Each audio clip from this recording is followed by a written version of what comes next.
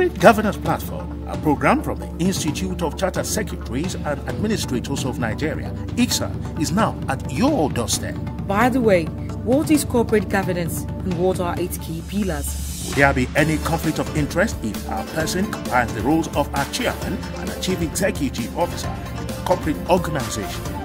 What can Nigeria do to gain international recognition in the context of the application of corporate governance? These and many more questions will be answered on Corporate Governance Platform, a program designed to inform and educate our numerous viewers on the adoption of corporate governance best practices by corporate entities. Join the Corporate Governance Platform crew every Thursday at 4:30 p.m. on MITV, your talent station, via DSTV 255 and UHF 43. Corporate Governance Platform, your strategy for the adoption of corporate governance best practices by corporate entities. Institute of Chartered Secretaries and Administrators of Nigeria, Icsan, the hub of governance professionals. Go. It's a wonderful evening in the city of Lagos. Thanks for joining us on your favorite program, Corporate Governance Platform. I am Tunde Odeyemi, your anchorman. And in today's episode, we shall be taking a look at the chairman's responsibilities as the leader of the board. And joining me in the studio and leading in the conversation is Mr. Yomi Adebanjo. Mr. Adebanjo is a chartered secretary, an experienced governance practitioner, and he is a council member of the Institute of Chartered Secretaries and Administrators of Nigeria, and is currently the company secretary, Fitsim Healthcare PLC. Mr. Adebanjo, you are welcome to the show. Thank you, Doctor. And thank you for finding time to join us on Corporate Governance Platform. Let's go straight to the discussion for today. What are the basic roles of the chairman of the board of directors? I'm going to be talking about the chairman of the board from two different perspectives. We shall look at his role in terms of the statutory requirement for that office. We shall look at it with regard to the governance imperative of that office. And we shall also be looking at it from the perspective of the entrepreneur and leadership that must be. So he wears like three caps. From one end, he's an officer, perhaps of the law in a way, because it's a requirement of law that every board should have a chairman. So unlike the way people see them as somebody of means, that's not the way the law looks at chairmanship of the board. The law look at the chairmanship of the board from the point of view of the fact that every board shall have a leader. And that leader should be somebody who is primus inter pares, who is somebody among them, one among the equal. It doesn't have to be the lion's share or the largest share. If that happens, it is a coincidence. In fact, in our law today, as it used to be in old canon, there is still no requirement for somebody to be a shareholder in order to be a director. And a director a chairman must come from among the directors. Which means it is quite possible to have a chairman that is also not a shareholder of the company. Wow. Then meaning that he has a role, particular role, that derives from the provisions of the statute. He has to preside over the affairs of the company. That is the one perspective. So we should understand clearly then that where we see a chairman that is also a shareholder or the lion shareholder, it is one of the things that in this part of the world affects companies greatly in terms of being able to perpetuate them. The thinking of the business is always the thinking of the chairman because he is a shareholder.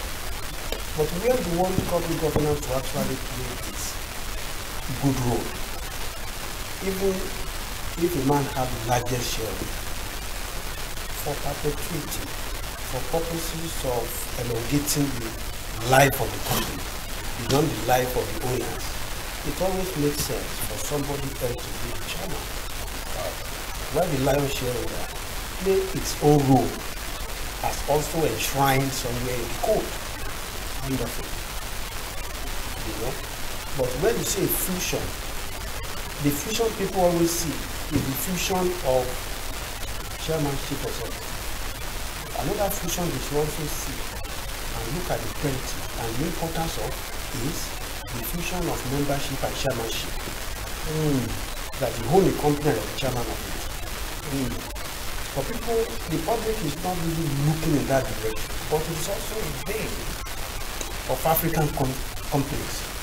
It affects the way we can say a company will either go beyond the life of the owners, first generation owners, or transit to the next generation. Wow. In this country, I know a few companies whose largest shareholders will to be the chairman, not in a hurry. And such companies are growing. They are making, that's a lesson in corporate governance. That you don't have to be the chairman because you are lion shareholder. More so that the law doesn't even require a director to be a shareholder. And the chairman must come from among the directors. So what we then can also see here is to see a chairman of a company that is not even a member of the company. It is not an aberration.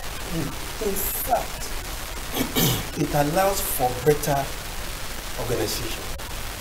It allows for better, diverging, separating self from the assets of the company and being vocal without mincing words. That's one perspective. Okay. If you also want to look at director from the point of view of governance, he is someone who understands what it takes to structure, to organize people, to deliver the mission.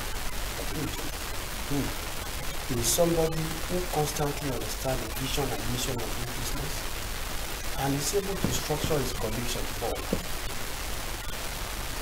To deliver this mission that we have, to pursue this vision, this is the way we are better organized. This is the best way we should be structured. You handle this, you handle this, you handle this. And thirdly, if you look at the entrepreneur in him, he is somebody who always and is constantly reminding him or herself that the purpose of business is to add value. And is therefore asking from time to time, what value are these companies having this year? What value do we plan to add to society? Because every entrepreneur set out to add value. And every leader, every chairman of the board should constantly be asking the question, what value do this company set out to add? We had it, how has this board been structured? How has the company been organized to deliver the goods? So these are the three perspectives I'd like to look at the goal of the chairman. And in each of these, there is variation. There's a gap. The perspective of statute, looking at the chairman, is not the same as you in the value chain. Look at it. It's not the same way as the people in governance. But he must be one who understands his role from these three perspectives. But unfortunately today, you have chairmen who see themselves as major shareholders, who see themselves as being sponsored by a large or a major institutional investor, the chairman. So all he's there to do is just to do the will and wishes of that man. who second him to the board as the chairman. I've seen all of this play in the industries.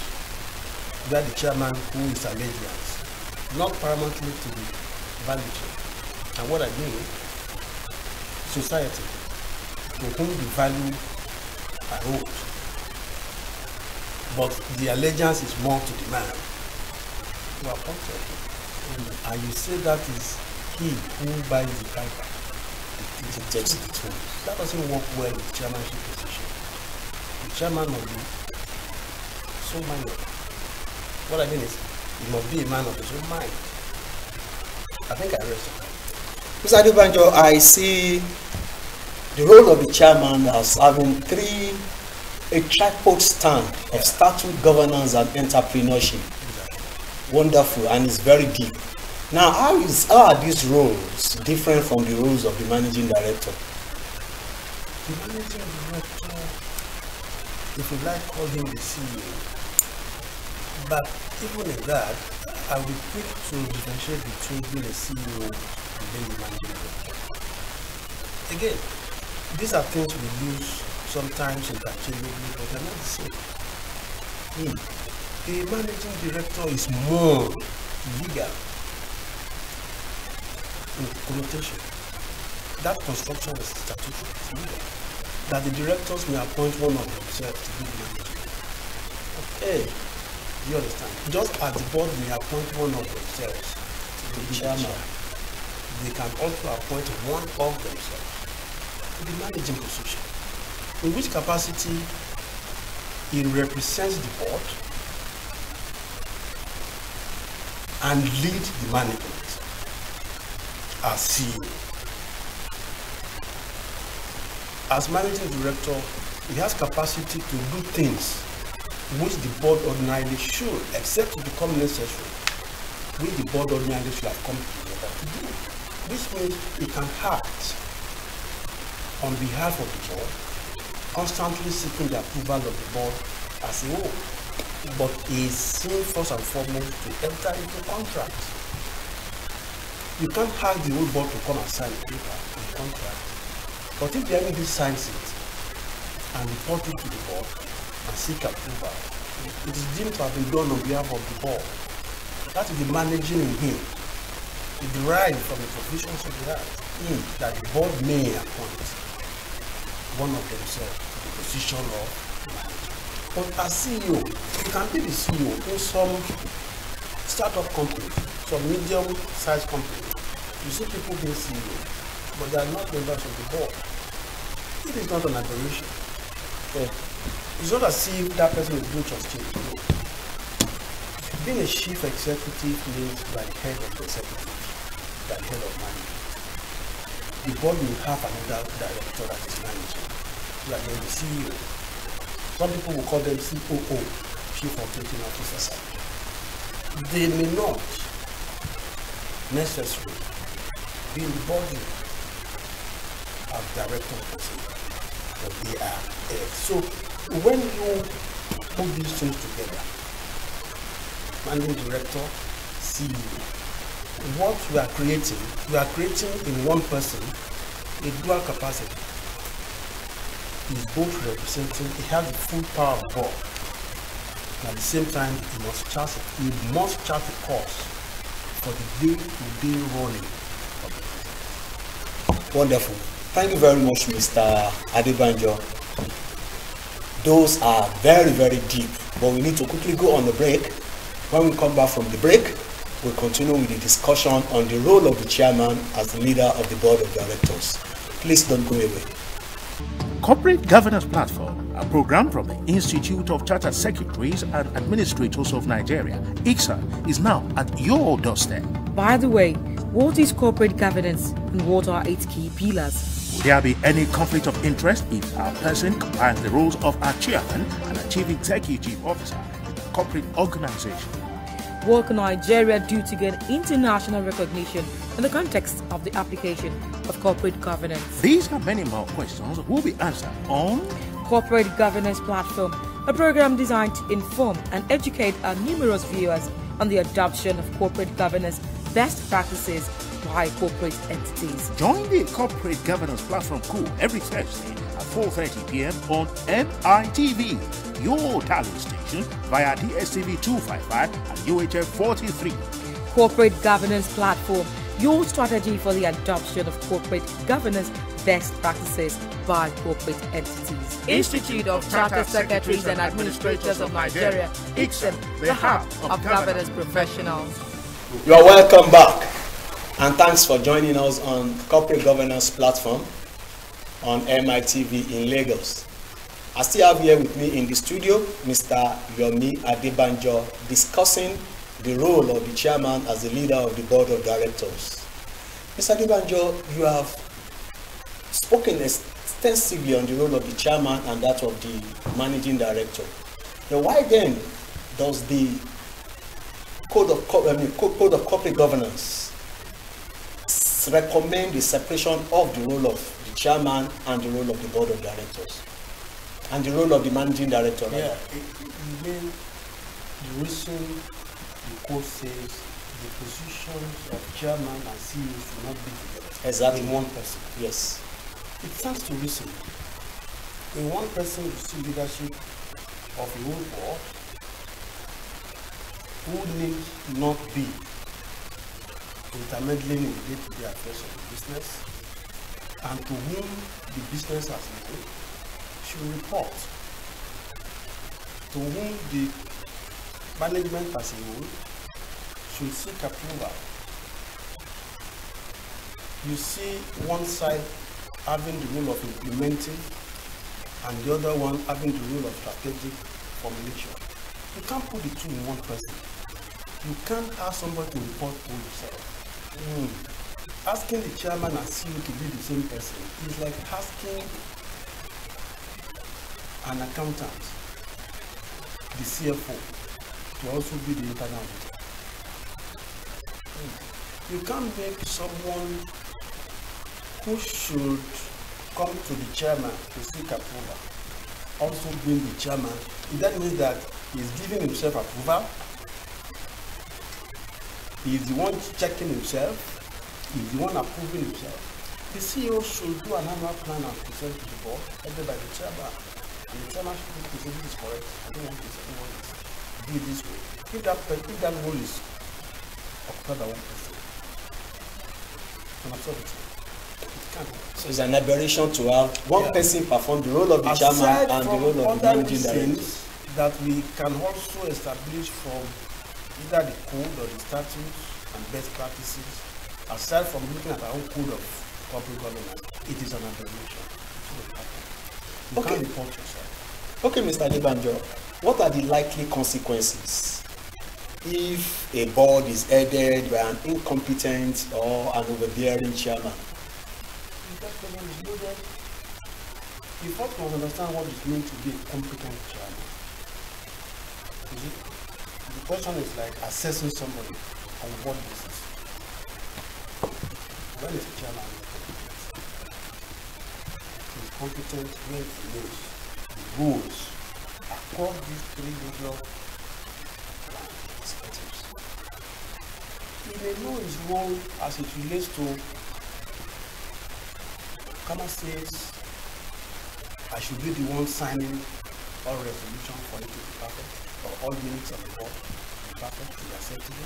That's okay. He must also know his role as an entrepreneur. He must also know his role that there are some values he has to create. So to that extent, he must be able to balance and then create an atmosphere that delivers.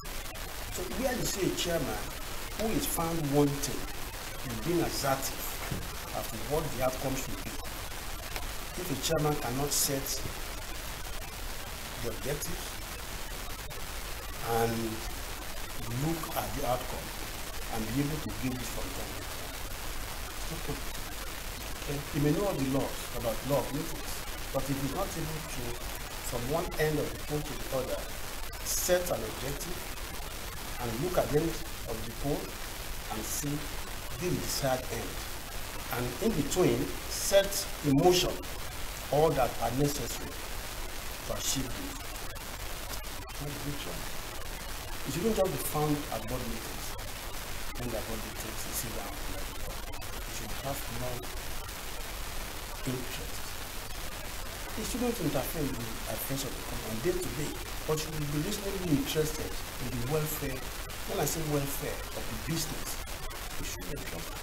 That is competence. Okay. You know that if the chairman is not competent, it has negative consequences on the company. Okay.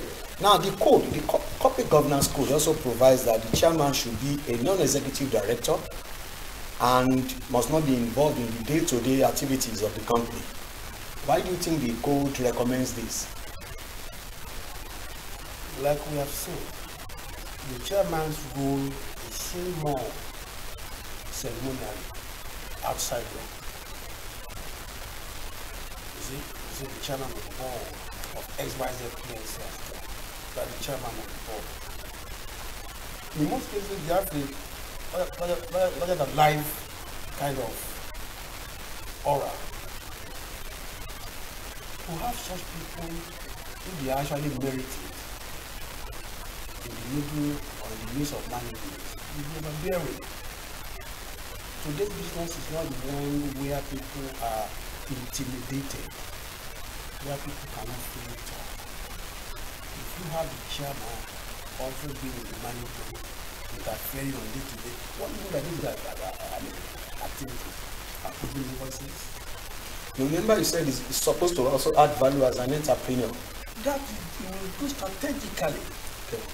From the board level, what strategy should we put in place to ensure this is done? You see some products, you see variants of them to address different demands. It is the work not only of the management, but of the strategic board that gives approval to what they see as good. The chairman should stand on that. That not into approving one area of naira. That's what we're saying. It shouldn't be too much in the affairs of the business to avoid unnecessary intimidation, to avoid unnecessary, creating an environment where people are tensed up. Especially if it's a shareholder of the business. If it's a major shareholder, you get intimidated, they can't work as freely as they would. Not so that its functions are too far away from what the day-to-day activities require. Okay, still talking about the role of the chairman. So what is the role, what are the roles of the chairman now as it relates to board meetings and the general meetings of the company?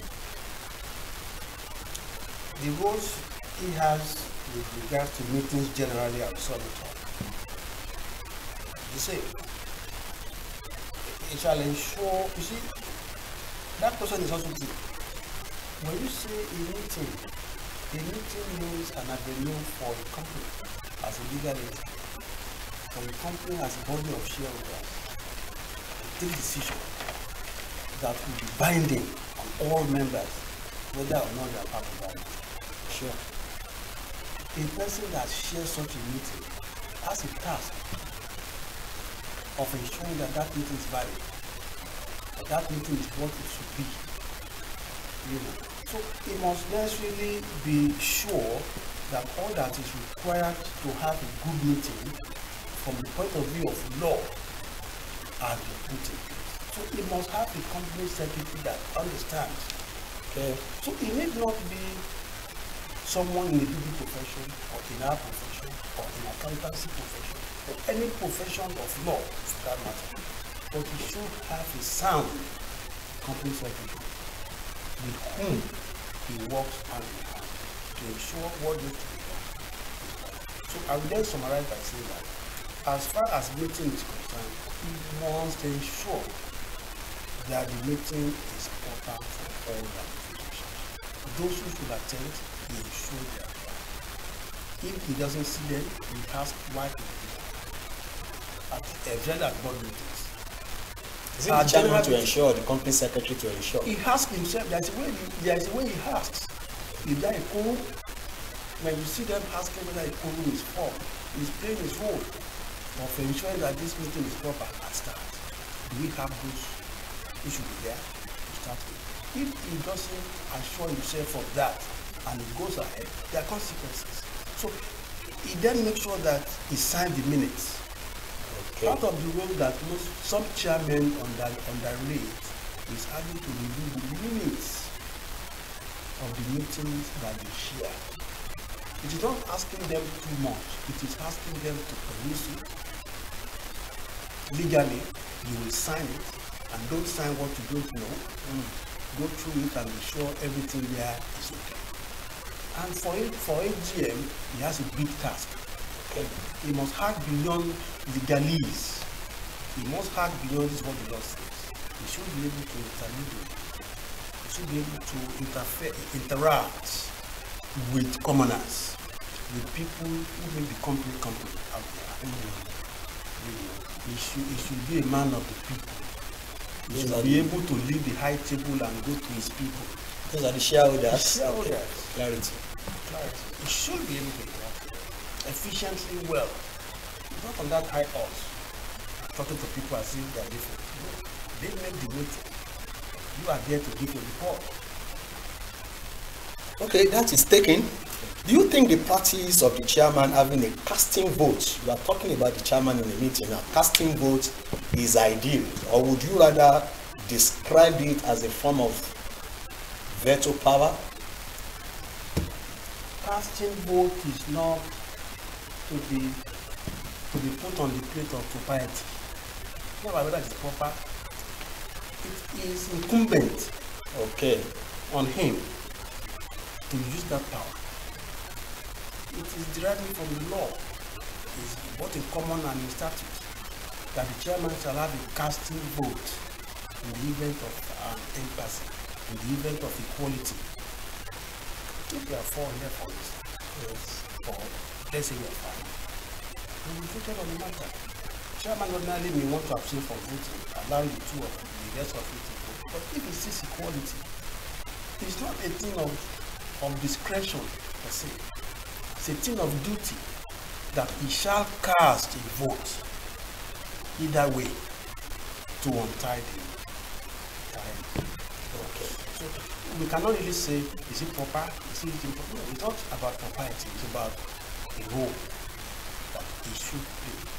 That is why the chairman is somebody who is above board, whom we can trust with good judgment. Okay.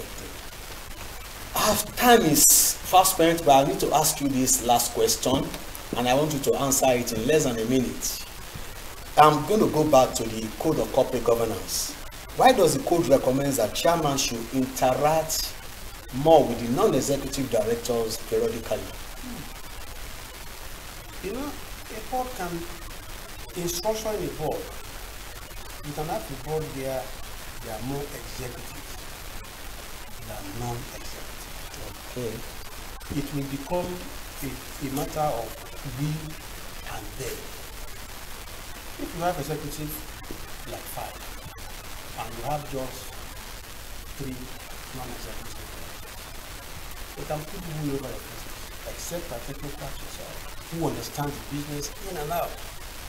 They agree their report before you come in. It's what they tell you to say. But if the chairman will take the lead of saying, how do we have a discussion on what this management is doing? That's what we call sometimes meeting politics. Where you just see the MEPs going into a smaller room. My past experiences with former companies where I've worked, I've seen MEPs actually play that out. They will go into a room 1 hour before the meeting, agree on points. No executives will come and bamboozle them. They've taken a position, they review your papers before the meeting. And they come there with a common front, knowing fully well that directors have coexistence that way. So they will allow any group of executive directors to put them in trouble. Because when problems come, until recently, director is a director. There is no net, there is no ease. Now, come up 2020, thank God, they do a kind of demarcation. You don't have any of these, but even at that, they should be circumspect. It's like being circumspect before they are put into trouble. Let them look at the business generally, advance a common position to work. Thank you very much, Mr. Yomi Adebanjo, for sharing your thoughts on the role of the chairman as the leader of the board of directors. It's great having you discuss this with our viewers. It's been great on Corporate Governance Platform, and this is where we draw the curtain. Once again, I thank Mr. Yomi Adebanjo, Charter Secretary, experienced governance practitioner, and council member of Icsan, for coming to share his thoughts on the program. And Company Secretary of Fixing Health Care PLC. We'd like to invite you to join us again next week on Corporate Governance Platform. Same station, same time. I am Tunde Odeyemi. Bye for now. Corporate Governance Platform, a program from the Institute of Chartered Secretaries and Administrators of Nigeria, Icsan, is now at your doorstep. By the way, what is corporate governance and what are its key pillars? Will there be any conflict of interest if our person combines the roles of our chairman and a chief executive officer in a corporate organization?